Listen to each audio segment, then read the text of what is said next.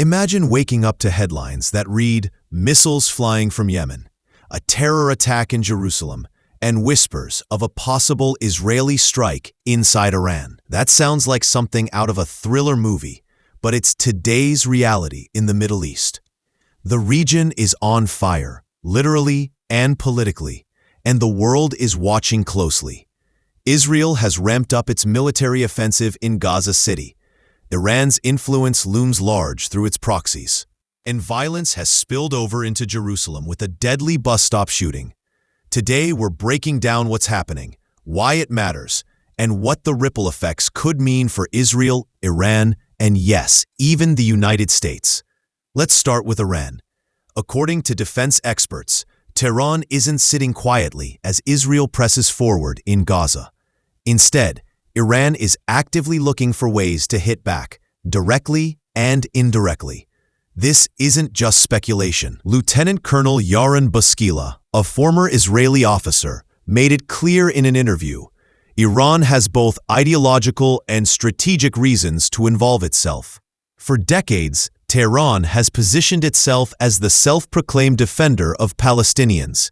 So whether through its allies like the Houthis in Yemen, militias in Iraq, or other networks abroad, Iran is expected to keep the pressure on Israel. Buskila pointed out something important. While Israel has dealt big blows to Iran's nuclear program in the past, the larger threat is far from resolved. Yes, sabotage operations and cyber attacks slowed Iran's progress, but Iran still has advanced missile technology and plenty of regional partners willing to launch attacks on its behalf. That means Israel can't afford to ignore Iran, even as it's fully engaged in Gaza. It's like trying to put out a house fire while someone keeps tossing gasoline on the flames from across the street. Take the Houthis in Yemen, for example. They're not operating in isolation.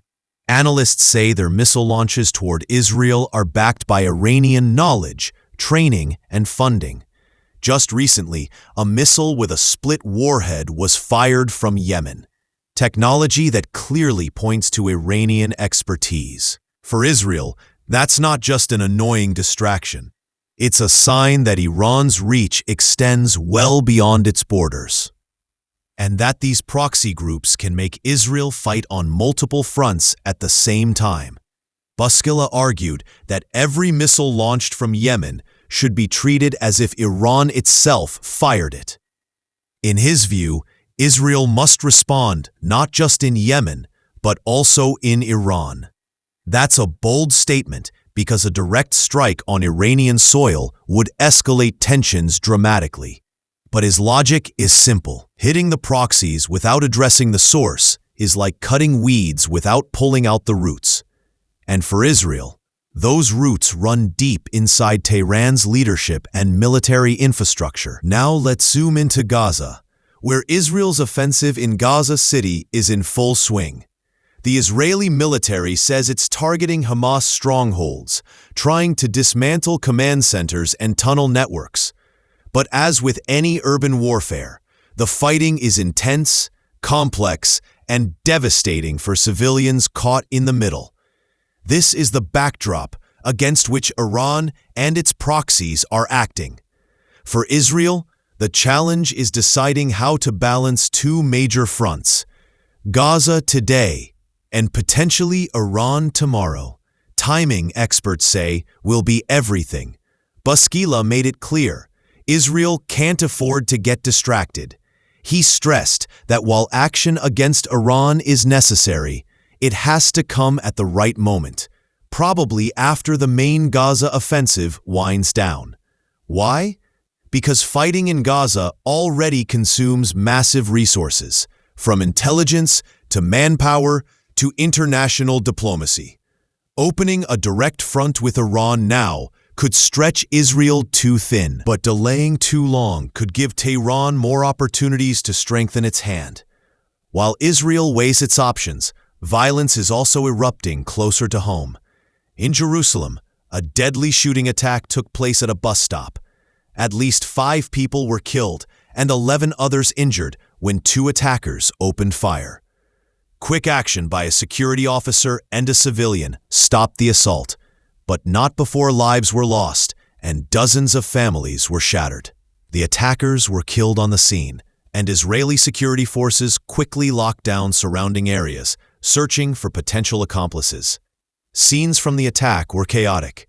Paramedics described victims lying on the ground, some covered in glass, others unconscious. Within minutes, the area was swarming with first responders, soldiers, and police. The attack took place at Ramat Junction, a busy intersection in northern Jerusalem that connects to settlements in the West Bank. That location is symbolic, an area frequently at the center of tensions between Israelis and Palestinians.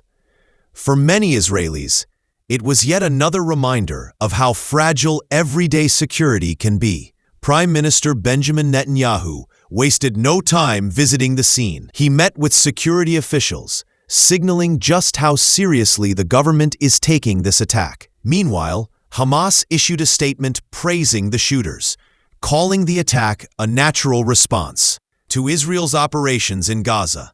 That kind of messaging isn't surprising, but it does underline how the war in Gaza is fueling violence elsewhere, especially in Jerusalem and the West Bank. The danger is clear.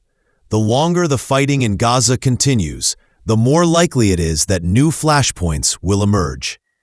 The international community is watching all of this closely. The U.S., Israel's closest ally, has reiterated its support for Israel's right to defend itself. But Washington also worries about escalation. If Israel strikes Iran directly, it could trigger a wider regional conflict involving Lebanon's Hezbollah, Iraq's militias, and Yemen's Houthis. And with global shipping lanes, oil markets, and diplomatic stability on the line, this isn't just a Middle Eastern problem, it's a global one. So where does this leave us? On one hand, Israel is determined to crush Hamas in Gaza. On the other, Iran and its allies continue to push from the outside. Add to that the flare-ups in Jerusalem and the West Bank, and you've got a multi-layered crisis with no easy solutions. The key question is not just what Israel does next, but when. Will it choose to confront Iran head-on in the near future? Or will it try to buy time and focus first on stabilizing Gaza? The answer could shape the region for years to come. Here's the bottom line. The Middle East is in a high-stakes moment. Iran is unlikely to back down. Israel is determined to keep fighting. And civilians, whether in Gaza, Jerusalem, or elsewhere, are paying the highest price. For viewers in the U.S., this matters more than you might think. American forces are stationed across the region. Global markets are sensitive to instability, and diplomacy often requires Washington's heavy lifting. As the situation develops, one thing is certain: the world isn't just watching this conflict, it's already part of it. Stay tuned, because this story is far from over.